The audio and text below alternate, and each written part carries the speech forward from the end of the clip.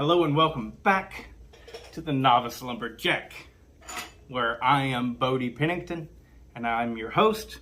And in this episode, I'm going to attempt to explain why everyone considers closed ports better than open port cylinders.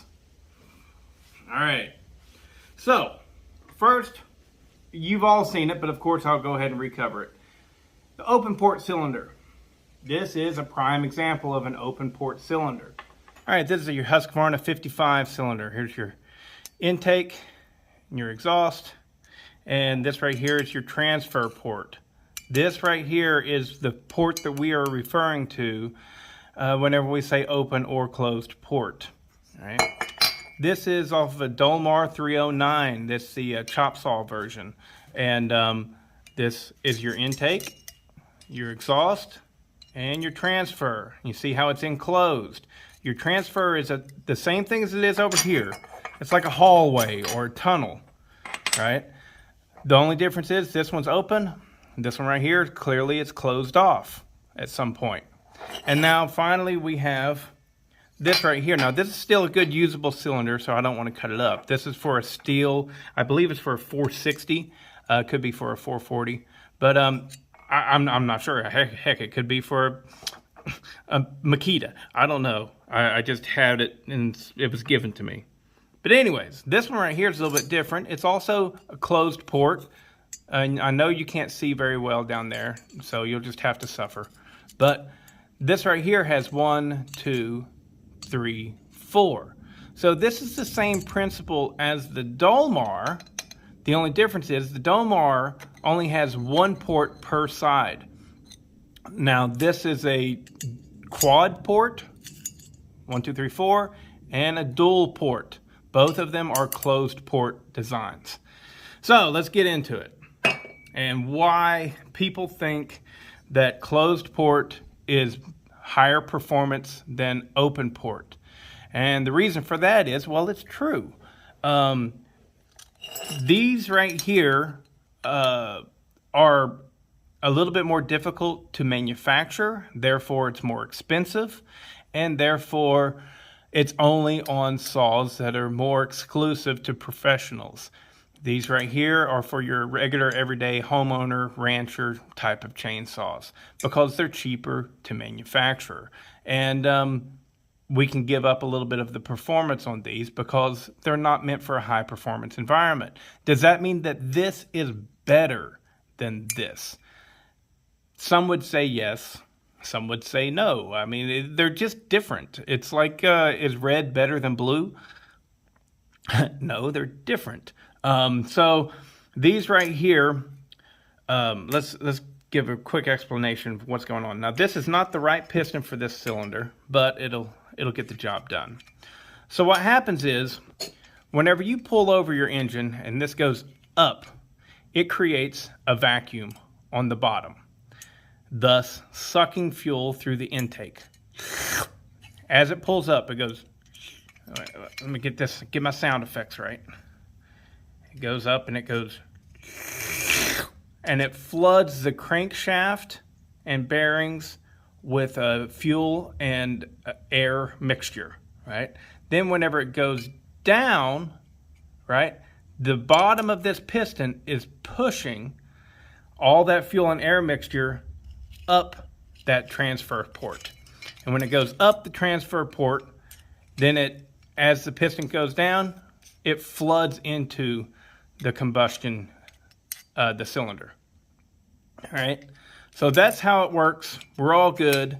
The only real difference does the exact same thing over here, but the only real difference is that you have a very specific flow path. Like with this one over here, all of that mixture can be rubbing up against the piston. It can be, in this situation, because we've got a ported piston, it can be flooding into these chambers. It can just be existing in a big open chamber. And whenever it comes through finally, it's just going to kind of spill out with no real velocity and no real aim, right? Whereas this over here, we're really specific. As we start pushing down, it forces that mixture right into that tunnel. And then whenever it comes out, you probably can't really tell on this setup right here, but this is very angled, very much angled towards the intake, right? So all of that fuel, it's going to go up through that tunnel and then be expelled across the top of the piston and over here towards the intake. Now, this is where the performance comes in, right? Because we can aim it directly towards the intake, what's happening is an explosion has already taken place up here. Boom! And there's all of these gases. Now, as that piston goes down, it begins to open up and go out the exhaust. Well, whenever this happens, you know, most of that gas is going to want to flow out that way, but there's nothing forcing it to go out this way. Now, why do we want to get all of those spent exhaust gases out? Because for the more exhaust gases that are left behind, the less room we have for fresh fuel and air mixture.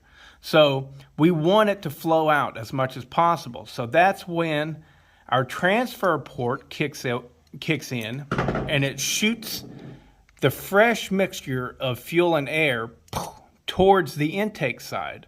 And it shoots it over here because it gets behind that spent exhaust gases and helps to push them out. So this is the reason why closed port is considered better than open port, because we have direct control over the flow of how that fuel and air mixture enters into your cylinder and combustion chamber. Now, ideally, whenever you're porting these, you want to aim them towards right here. You want that mixture to be shot right up towards the top of the combustion chamber and the intake side. Boom. It gets shot in there, and that forces the exhaust gases out the exhaust, right? So now, what could make this setup better? The quad port. The quad port setup does the exact same thing as the dual port setup, with only one real difference. You have even more control, because instead of one larger transfer port, you have two smaller ones. Now with this setup, the way that you want that to work is you'll have a primary and a secondary transfer port on each side. So this right here would be your primary, and it's going to be the first one to open. Whenever it does, it's coming in here on the intake side, right? Now, the difference between when these things open, right, is minuscule, thousandths of an inch, right? But one of them will open first, and it'll shoot right back here towards the intake side to help push those exhaust gases out. But right as the exhaust gases get about right here, then the secondary transfer port will open, and it'll shoot more likely right across the center of the top of the piston, right? So this one aiming directly towards the intake, right? And this one aiming more ever so slightly across the middle.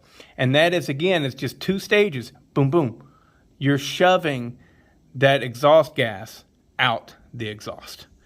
So this is why the transfer ports being closed is considered higher performance, because it is. It is a higher performing setup. And so with this right here, the quad port is even better. Now they do make some that are piston ported, which also do some stuff, but honestly, I don't know quite enough about that to talk on that. All of this stuff, you know, the name of the channel is the Novice Lumberjack. I know it might seem to some of you guys that I'm like really good at this stuff. I don't know. But I'm pretty much just learning. I mean, I've come from the dirt bike world and four-wheelers and things like that. I had an old Honda 250R, and I'd mess around with porting and polishing a little bit with stuff like that.